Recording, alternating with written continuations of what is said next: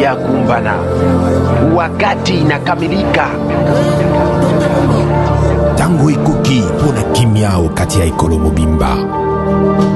Pour la paix, levons-nous. Pour la sécurité, mobilisons-nous. Des millions de morts, c'est trop. Plus de 20 ans d'incertitude, c'en est trop. Trop, c'est trop. Hommes, femmes et enfants périllent et périssent encore et encore. Ce matin, une attaque en Ituri a fait 57 Des morts. milliers de kilomètres de rivières ruissellent des larmes et des sangs de nos compatriotes meurtris sur le sol de nos ancêtres, aujourd'hui souillés. Trop c'est trop, il est temps. C'est pourquoi, prenant la mesure de la situation, j'ai décidé de proclamer l'état de siège sur toute l'étendue des provinces de l'Ituri et du Nord Kivu. Tanguzi Fweni Tibaji Ankupana wakati inakamilika. Tango et Koki pour la Kimia au Katia et Kolo Mobimba. Tous derrière nos forces armées, gagnons la paix. Et oui, la paix se gagne. La paix à tout prix. Et Lungu na FARDC na police, Bansol Lisanga Toteleme. Tolonga na Mapinga.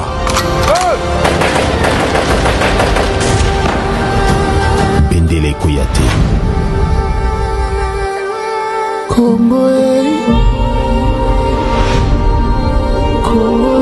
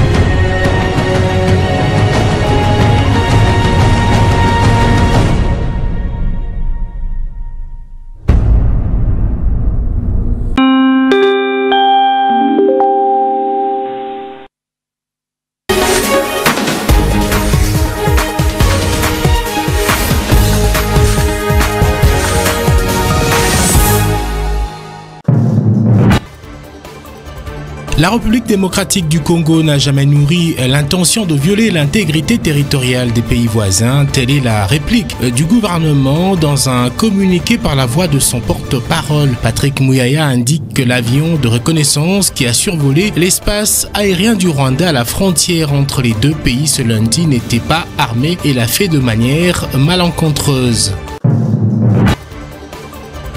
De plus en plus de voix se lèvent pour demander le renvoi de l'ambassadeur de l'Ouganda en République démocratique du Congo. Pour beaucoup d'analystes, le pays de Yoweri Museveni n'est pas sincère avec la République démocratique du Congo malgré la coopération militaire entre FARDC et UPDF pour traquer l'ADF sur le sol congolais. Et puis nous irons en République du Congo où il est observé une flambée des prix dans les marchés de Brazzaville, situation qui inquiète plusieurs ménages qui éprouvent des difficultés à s'approvisionner en denrées alimentaires.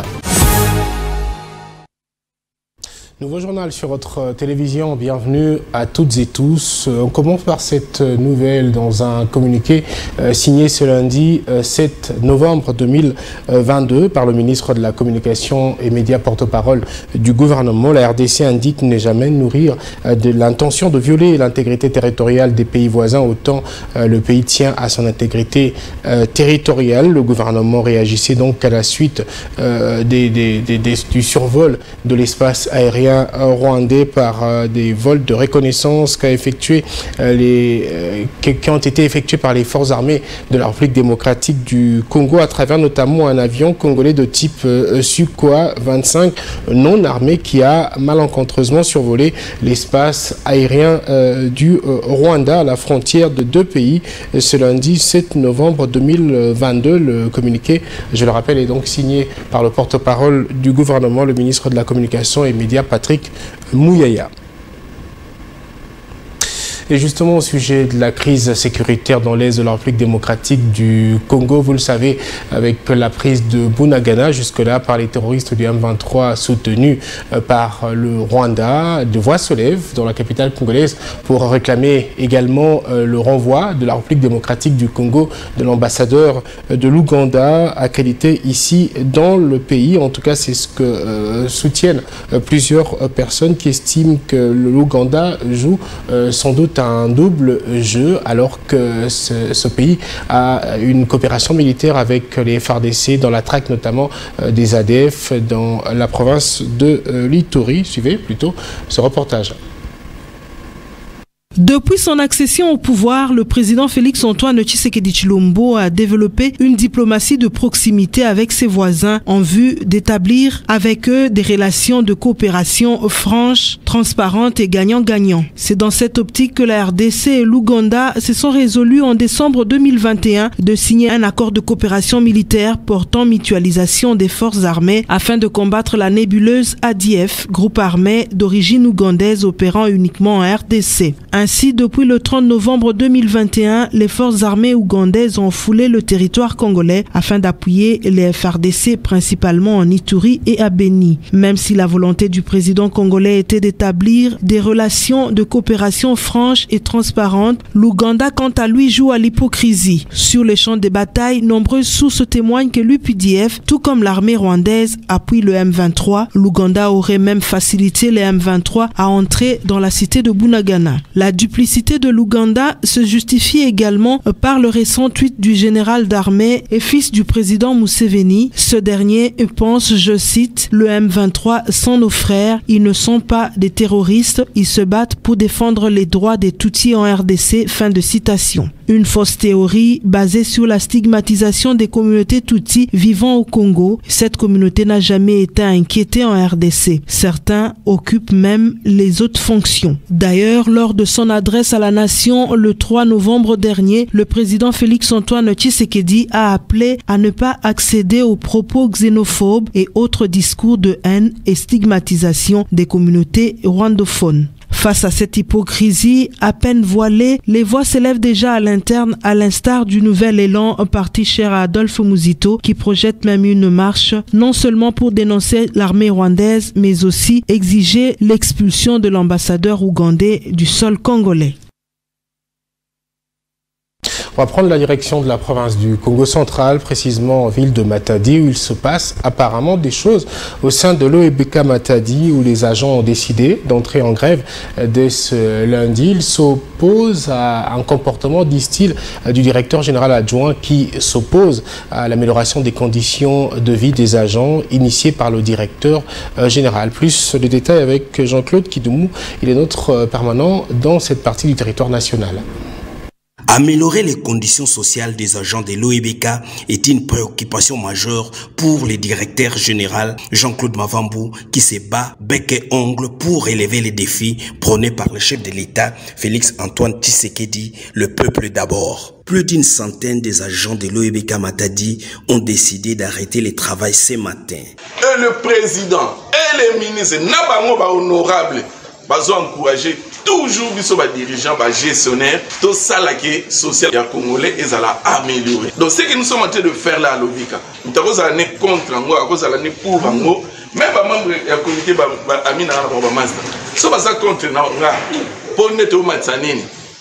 tokabonaka na bango tozala bon terme te parce que le olingi ko accompagner action ya chef de l'État accepter kaka eloko wana. Le chef de l'État a prôné pour le social du peuple congolais. Maintenant quand le DG veut matérialiser la vision du chef de l'État ko bongisa ko améliorer social et ba agent mais yo adjoint na ye obandi ko bundisa lisusu social wana ba agent bako sepela nango atamukete. Autre fait qu'on lui reproche encore, c'est d'avoir politisé les problèmes socio-professionnels en recourant aux membres de sa famille politique. Est-ce que quand il y a un problème, nous devons utiliser la base du parti politique pour venir? Et maintenant, s'il y a affrontement avec les agents, qui serait responsable? Vous allez constater avec nous le jeudi passé, mais ce Tovo qui va se permettre de venir avec le combattant, soit en disant que ces postes de DG et ces postes naïe, il faut baya kotiaye. Ce matin, les agents de l'Ebeka Matadi ont barricadé l'entrée principale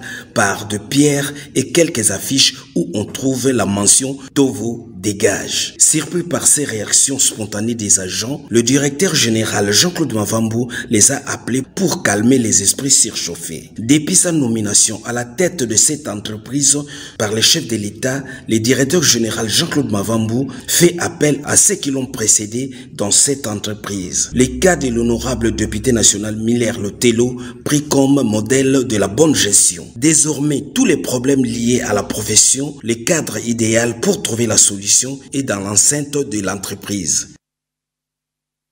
Retour à Kinshasa et direction au Parlement, précisément à la chambre haute de cette institution où il y a eu deux questions orales à l'ordre du jour dans une plénière. La première, celle de la sénatrice Victorine Luessé, adressée au ministre d'État en charge de l'entrepreneuriat et PME. Et la deuxième, de l'honorable Philibert Mabaya, qui voulait en savoir un peu plus sur la situation sécuritaire dans l'Est de la République démocratique du Congo auprès du vice-premier ministre, ministre en charge de l'Intérieur et Sécurité. Explication, Lisette Kenga.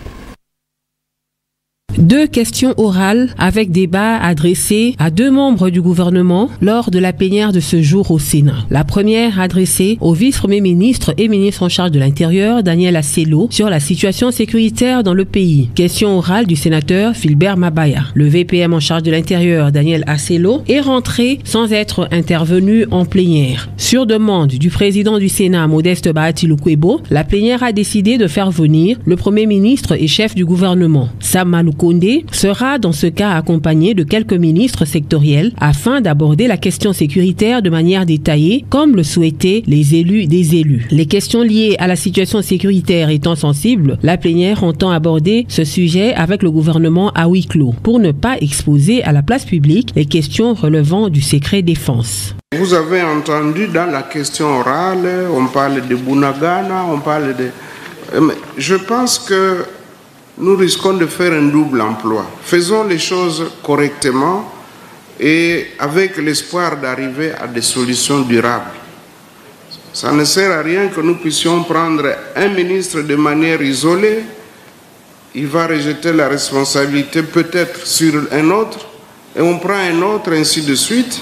Faisons de sorte que le gouvernement puisse venir devant nous de manière à ce que nous puissions aborder ces questions-là de manière durable et très sérieuse. La deuxième question a été adressée au ministre d'État en charge de l'entrepreneuriat, petite et moyenne entreprise, qui est venu répondre aux préoccupations des élus à la suite de la question orale avec débat de la sénatrice Victorine Luessé au sujet de l'opérationnalisation du fonds de garantie de l'entrepreneuriat au Congo, FOGEC en sigle. Non satisfaite des réponses données par le ministre d'État Eustache Muhanzi, Victorine Luessé, auteur de la question, a décidé de passer à la vitesse supérieure en interpellant le ministre d'État. Pour la sénatrice, Eustache Muhanzi n'a pas éclairé la lanterne de l'opinion sur l'opacité dans la sélection des provinces à financer par cet établissement public. Elle reproche en outre au ministre d'avoir pris certaines décisions sous le coup du contrôle parlementaire.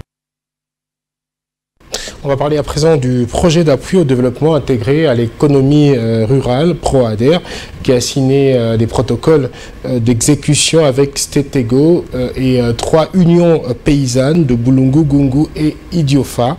C'est là dans le but de produire et transformer le maïs en farine. Ça va se dérouler à Lusanga, dans la province du Kwilu.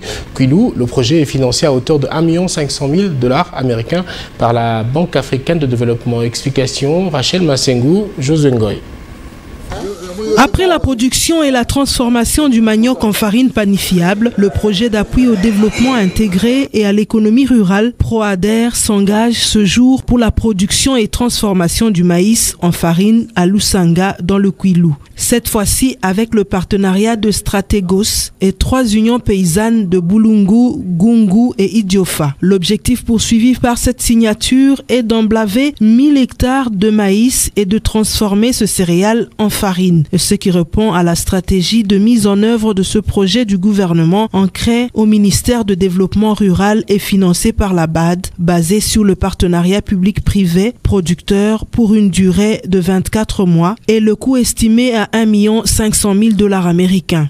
Ce qui empêche souvent les producteurs d'avoir les 1 hectare, ce sont les engins. Et Strategos a les capacités, Strategos a des tracteurs, Strategos a de l'appareillage. Strategos va contribuer dans ces partenariats. Le représentant des unions paysannes des 3 territoires ciblés, l'ingénieur Faustin Kochi, n'a pas caché sa satisfaction. Je suis vraiment optimiste et je dis, si nous nous engageons, nous allons réussir tous. La mise en œuvre de ces protocoles se fera en 4 phases, 135, 400, 265 et 200 hectares. Le premier sac de farine de maïs est attendu vers la fin du premier semestre de l'an 2023. Sur le chemin de retour vers Kinshasa, les experts du ProADER ont fait d'une pierre 2 coups en évaluant le niveau d'exécution physique du premier contrat de production de manioc de l'opérateur agricole Ecosac basé au Congo, qu'ils ont estimé concluant. On va prendre à présent les nouvelles qui nous viennent de la République du Congo, précisément à Brazzaville. D'abord, cette réunion intervenue le vendredi dernier entre le ministre des Petites et Moyennes Entreprises et de l'Artisanat, qui a échangé avec les acteurs du secteur privé. Au menu, un débat sur les réformes contenues dans le projet de loi de finances exercice 2023, un cadre d'échange fructueux pour une économie dynamique, diversifiée et propice à la création de richesses. Depuis Brazzaville, notre correspondant Guy Blaise Seydou.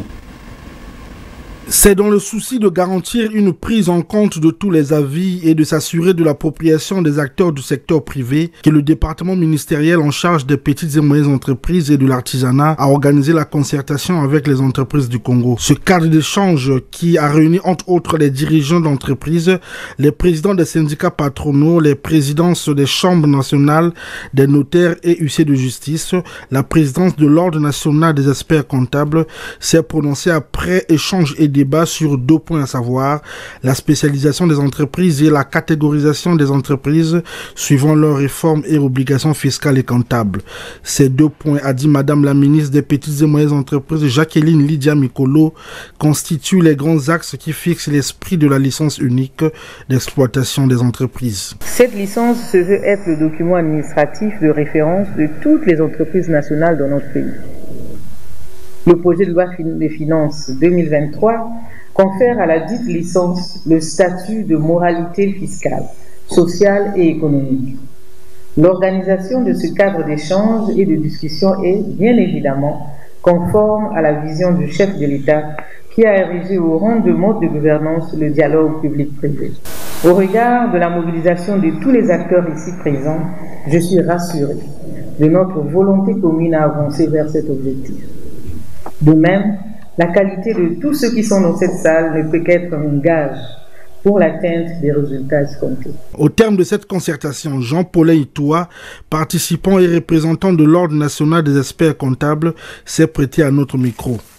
L'initiative est très bonne et en ce qui nous concerne, nous avons apporté notre contribution, particulièrement du fait que dans le document de base, il était fait allusion à l'acte uniforme OADA Et nous avons dit à l'autorité que nous sommes aujourd'hui dans l'acte uniforme révisé. Nous sommes dans le système comptable OHADA révisé. Le dispositif n'est plus le même. À la fin de cette concertation, Madame la ministre a signifié à l'assistance que le ministère des Petites et Moyennes Entreprises et de l'Artisanat aura dans un futur proche des séances de travail avec l'Ordre national des experts comptables, la Chambre nationale des notaires et bien d'autres, toujours dans le cadre des réformes contenues dans le projet de loi des finances exercice 2023. On va rester à Brazzaville où s'approvisionner en denrées alimentaires dans la ville de Brazzaville donc devient à ce jour un véritable casse-tête pour les populations qui habitent donc la capitale de la République du Congo. Les prix des produits importés et locaux ne cessent de galoper au quotidien. Pour toucher du doigt la réalité, notre correspondant à Brazzaville, Guy Blaise Seydou, a donc sillonné le marché total. Regardez. C'est les mêmes prix que j'ai acheté là, c'est les mêmes prix que je suis en train de vendre par rapport à ces prix qui sont élevés. La problématique de l'augmentation des prix des denrées alimentaires sur les tables du marchand dans différents marchés tant domaniaux que de fortune de la ville de Brazzaville devient une casse-tête. Les grossistes détaillants ainsi que la clientèle ne savent plus à quel sens se vouer. Au marché total, l'un des grands de Brazzaville que nous avons fait promener notre micro, le constat est d'autant plus dérisoire qu'alarmant, comme l'explique ici cette commerçante.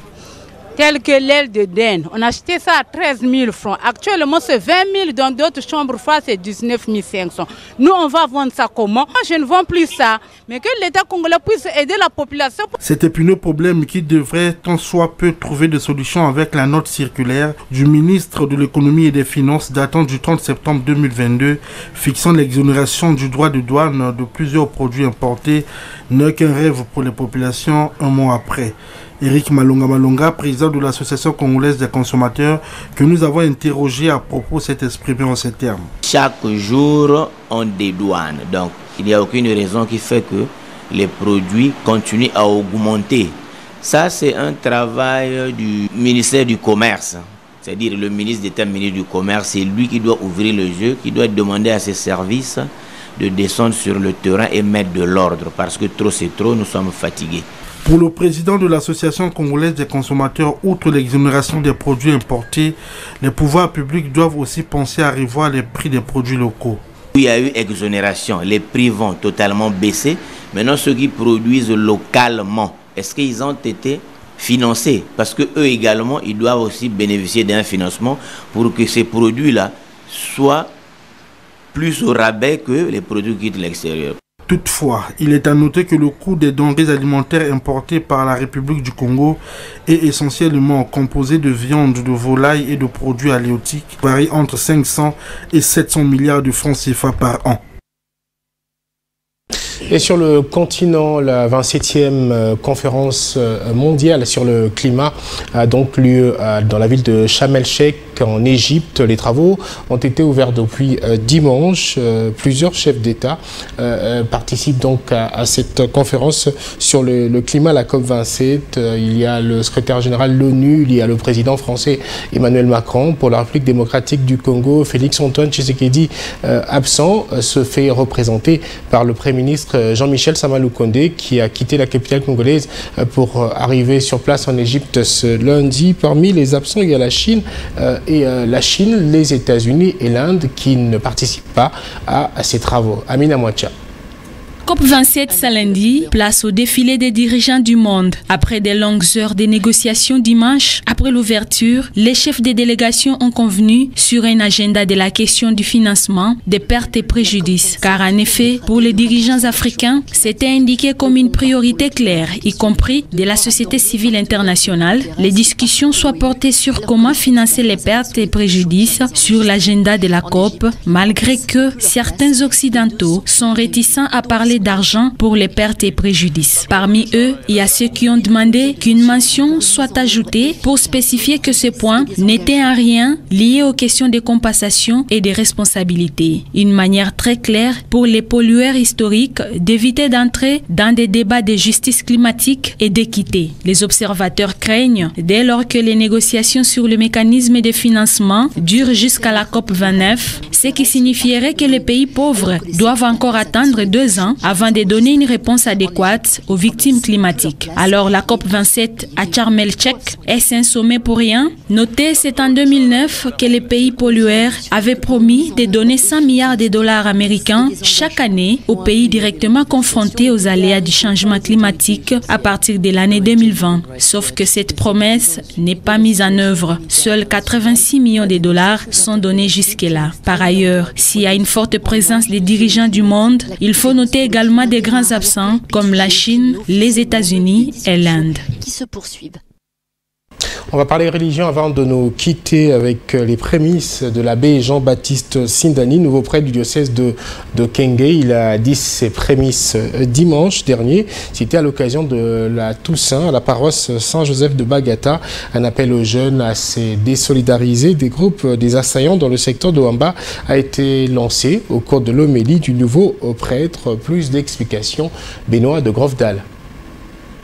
C'est dans une ambiance paradisiaque et très particulière que la paroisse Saint-Joseph de Bagata célèbre la fête de Toussaint. Il s'agit des prémices de l'abbé Jean-Baptiste Maître aux côtés de ses aînés du presbytérium de Kenge dans cette église qui a connu sa maternité spirituelle. Une célébration eucharistique qui connaît la présence de Jean Bosco Mukubidi, Joseph Mankoto, respectivement athée de Bagata et Massimanimba, représentant le gouverneur, Maître Hubert Tomo, grand acteur de développement de Bagata, et plusieurs personnalités et dignes fils de Bagata venus de partout. Dans son homélie, le nouveau presbytre de Kenge, Jean Sindani, commence par remercier cette grande famille de Dieu de Bagata pour son accompagnement tout au long de son cheminement sacerdotal, pensant à l'abbé Jean-Robert Nzimbo, d'heureuse mémoire, et invite tous les chrétiens à marcher sur le chemin de vie parfaite pour trouver une vraie joie dans ce monde tout en étant des modèles pour les autres et interpelle tous les jeunes à éviter les groupes des assaillants qui attaquent le secteur de la Wamba avant de manifester sa joie. Je suis très heureux de venir célébrer ma première messe dans cette paroisse Saint-Joseph de Bagata. C'est ma paroisse d'origine et aussi c'est pour moi une joie puisque le Seigneur a écouté ma prière et il m'a aidé durant ma formation afin que je puisse venir lui offrir ce premier sacrifice dans mon terroir. Je remercie tous ceux qui m'ont aidé durant mon cheminement sacerdotal et voilà où ça se concrétise. Retenez que, juste après la messe, la joie étant immense pour toute la population de Bagata, le prêtre est donc empêché d'enlever sa chasuble pour respecter la tradition à travers la célèbre danse Yansi, Yom, car avoir un prêtre est une bénédiction pour toute la paroisse de Bagata.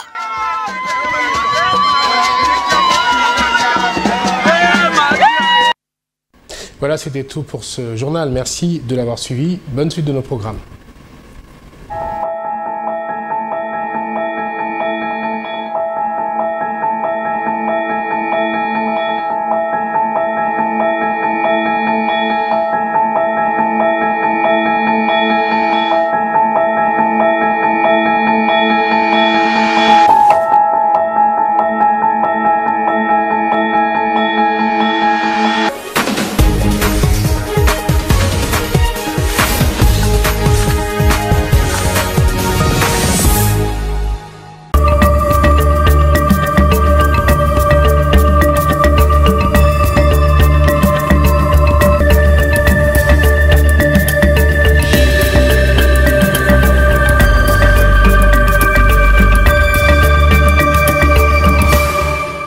Mesdames et messieurs, bienvenue à la lecture de journaux parus ce lundi à Kinshasa. Le journal Avenir relaie le propos de Patrick Mouyaya, je cite, « Le M23 doit se retirer des positions occupées ». Pour le journal, si on a dégarni Rutshuru et Kiwanja, c'est parce qu'il fallait protéger la population, affirme le porte-parole des forces armées de la République démocratique du Congo, le général-major Sylvain Ekenge Bomoussa. Il rappelle que la République démocratique du Congo est sous embargo Congo pendant qu'on fournit les armes à l'ennemi. Il informe qu'en 2012, ils avaient même pris Goma et une année après, soit en 2013, ils ont été chassés. L'armée a fait un retrait stratégique et on va tout mettre en œuvre pour réoccuper l'espace occupé par le Rwanda, parce que c'est le Rwanda qui a amené son arsenal. Rassurez-vous qu'aucun centimètre ne sera laissé à l'ennemi, dit-il. Le quotidien Le Phare titre « Feuille de route de Luanda, Kigali ne rassure pas Kinshasa ». Selon le confrère, Kinshasa a compris le jeu du pouvoir en place à Kigali, à savoir faire diversion à travers une fausse adhésion à la feuille de route de Luanda et au processus de Nairobi, pendant que ses troupes, coiffées de la casquette du M23, cherchent à mettre militairement à genoux celles des forces armées de la République démocratique du Congo. Les observateurs pensent que, tout en souscrivant aux offres de médiation en provenance de ses homologues, Joao Lorenzo, dans le cadre de la CIRGL, Conférence internationale sur la région du Grand Lac, et William Ruto du Kenya pour le compte de la communauté de l'Afrique de l'Est, le chef de l'État gagnerait beaucoup à consolider l'option de la mobilisation générale de jeunes Congolais en vue de la défense de la patrie par les armes.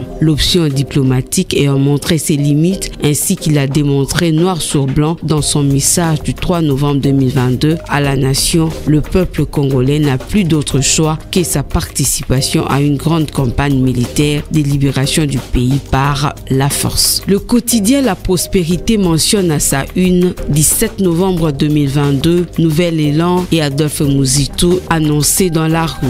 Et au journal d'écrire, cette marche pacifique a pour objectif de soutenir l'armée congolaise, la population de l'Est victime des atrocités de la guerre, réitérer l'exigence de la suspension de l'adhésion de la RDC à la communauté de l'Afrique de l'Est, ainsi que l'expulsion de l'ambassadeur ougandais du sol congolais. Nous avions estimé, nous en tant que parti, de procéder aux activités de terrain à la suite de recommandations faites par l'initiateur de notre parti pour appuyer nos forces armées qui sont au front, nos compatriotes meurtris et aussi, comme il est repris dans ces 10 recommandations, la rupture de l'adhésion de notre pays à l'EAC, a dit Blanchard Mungomba. À en croire le secrétaire général du parti d'Adolphe Muzito, cette marche consistera également à exiger l'expulsion de l'ambassadeur ougandais dont le pays, dit-il, n'est pas innocent dans la situation d'insécurité imposée à la République démocratique du Congo dans sa partie Est. Forum des As met l'accent sur la souscription de Matata à l'appel à la mobilisation du chef de l'État. En emboîtant le pas au chef de l'État, Matata Pogno, selon les confrères, a déclaré ce qui suit. Je vous appelle à une mobilisation générale car en effet, il ne s'agit pas d'une rébellion interne, mais plutôt d'une guerre d'agression à visée expansionniste avec comme objectif final l'annexion d'une partie de notre territoire par le Rwanda. Or, le monde entier sait qu'aucun Congolais, qu'il soit du centre, du nord ou sud, de l'est ou de l'ouest, ne peut accepter le détachement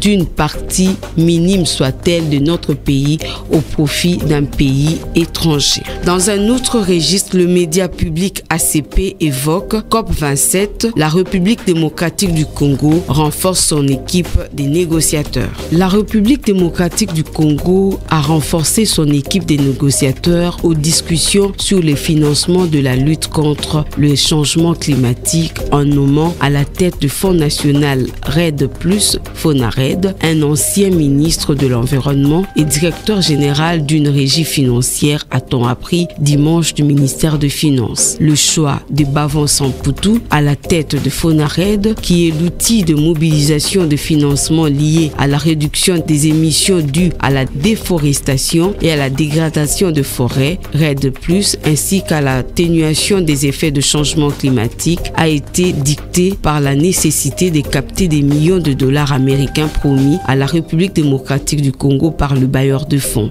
a expliqué à l'ACP un conseiller du dit ministère. Voilà, c'est tout pour cette revue de presse. Au revoir.